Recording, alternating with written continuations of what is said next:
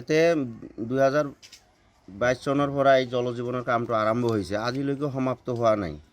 অসমত বিভিন্ন ঠাইত বিভিন্ন জল জীৱনে আজিৰ দিনত পানী সৰবৰাহ কৰি আছে। আমাৰ এইটোত নাই, কামো হোৱা নাই। এইবিলাকত যি কাম হ'ব লাগে সেইবিলাক হোৱা নাই, আৰু পানী ছাপ্লাই নাই। মেইন কথা আমাৰ পানী ছাপ্লাই নাই। পইণ্ট যিবিলাক দিছে সেইবিলাকত কোনোটাত পানী এবাৰ কৰিছিল, ট্ৰাই কৰিছিল, অলপ ওলাইছিল, কোনোবাত ওলোৱাই নাই। এনেধৰণেই চলি আছে এইটো। আৰু এইটো কিমান দিন ৰখি থাকিব লাগিব মানুহক ইয়াৰ পানীৰ ভাল পানীৰ কাৰণে।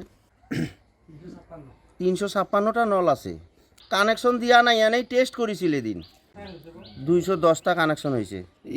ঠিকাদাৰ এইটো গোৱালপাৰাৰ হয়।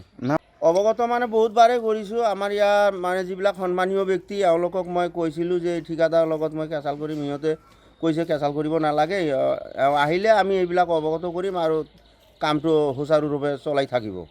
কিন্তু সিহঁতে বহুতবাৰে এই ঠিকাদাৰৰ মানুহজনৰ লগত কথা পাতিলে, একোৱেই নাই, আগৰ দৰেই চলি আছে। ইয়াৰ বিষয়ে কি জনাব চৰকাৰক?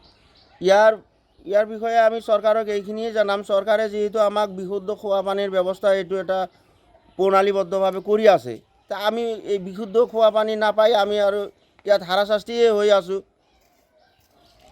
আমি কৈছোঁ চৰকাৰে যাতে অনতিপলমে ইয়াৰ সুব্যৱস্থা কৰি আমাৰ বিশুদ্ধ খোৱা পানীৰ ব্যৱস্থা কৰি দিয়ে যেন। 22 জল জীৱনৰ কামটো আৰম্ভ হয়। বাউণ্ডাৰীটো কৰিছে, এইটো ইমান চিমেণ্টো দিয়া নাই, বাঘটো ভাল হোৱা নাই, আৰু এতিয়াই বাউণ্ডাৰী ৱালটো ক্ৰেক লৈ আছে। আৰু পানীৰ যিটো পৰিস্থিতি, পানীটো বেয়া পানী।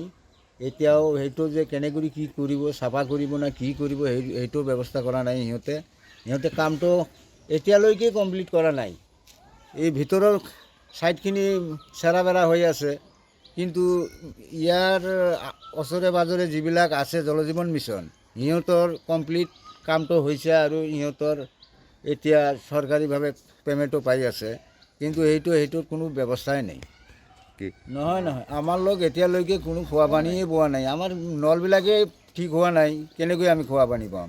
এইবিলাক কামেই কৰা নাই, একো নাই। আৰু নলবিলাক যে লগোৱাব সেইটোও ব্যৱস্থা নাই, পানী আৰু কেনেকৈ ওলাব? ইয়াৰ বিষয়ে কি ক'ব জনস্বাস্থ্য কাৰিকৰী বিভাগক?